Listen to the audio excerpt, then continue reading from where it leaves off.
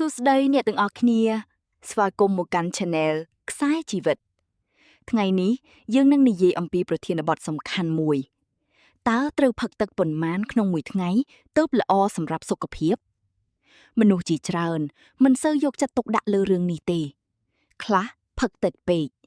ខ្លះវិញផឹកច្រើនពេករាងកាយយើងមានទឹកប្រហែល 60% ទឹកមានតួនាទីសំខាន់ណាស់វាជួយបញ្ជូនសារធាតុចិញ្ចឹម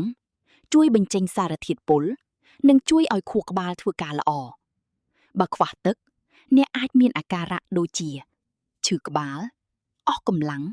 និងមិនអាចផ្ដោតអារម្មណ៍បានល្អឥឡូវនេះមួយឆ្លើយសំណួរ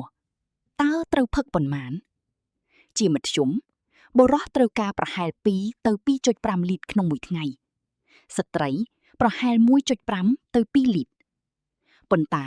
វាមិនដូចគ្នាសម្រាប់មនុស្សគ្រប់គ្នាទេបើអ្នកធ្វើការក្នុងកន្លែងក្តៅឬហាត់ប្រាណញឹកញាប់អ្នកត្រូវផឹកទឹកច្រើនជាងនេះឥឡូវនេះមកមើលសញ្ញាថាខ្វះទឹកមាត់ស្ងួតទឹកនោមពណ៌លឿងចាស់ឈឺក្បាលអស់កម្លាំងនិងស្បែកស្ងួតបើអ្នកមានសញ្ញាទាំងនេះមានន័យថាអ្នកត្រូវផឹកទឹកបន្ថែមហើយវិធីងាយមួយ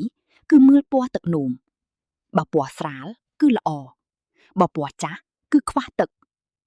ចុងក្រោយមកស្គាល់របៀបផឹកទឹកឲ្យត្រឹមត្រូវកុំចាំឲ្យស្រេកទៅផឹកបន្តិចតែញឹកញាប់ផឹកមួយកែវពេលភ្ញាក់ពីគេងផឹកមុននិងបន្ទាប់ពីញ៉ាំអាហារហើយកុំផឹកច្រើនពេកក្នុងពេលតែមួយសរុបវិញការផឹកទឹកគឺសំខាន់ណាស់ផឹកប្រហែល 1.5 ទៅ 2.5 លីត្រក្នុងមួយថ្ងៃហើយសង្កេតសញ្ញារបស់រាងកាយ